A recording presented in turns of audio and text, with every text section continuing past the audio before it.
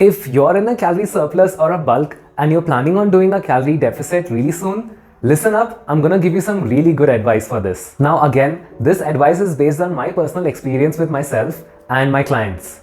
Whenever you're coming from a calorie surplus, I would recommend that do not jump directly into a calorie deficit. I always feel really glad when I make the decision to jump into maintenance calories and then eventually translate into a calorie deficit. I'll tell you why this works. First of all, it really helps me take a break and figure out what I'm gonna do next. Let's take an example. If someone's maintenance calorie is 2500 calories and they've been eating 2800 calories for a good while on their bulk, now they want to do a calorie deficit. So from maintenance, they subtract 300 calories. That is 2200 calories. So coming from 2800 calories suddenly to 2200 calories, that's a huge difference. That's almost a meal.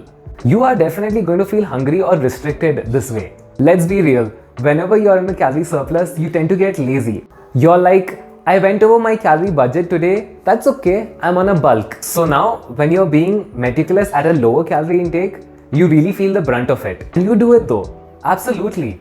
Maybe you do not have the same appetite as I do. From my personal experience, what I felt right is, jumping from a calorie surplus into a deficit is not the very right decision. Always come down to maintenance, stay there for a while, at least a few weeks, and then you can translate into a deficit, and that will be way more easier for you to adhere to.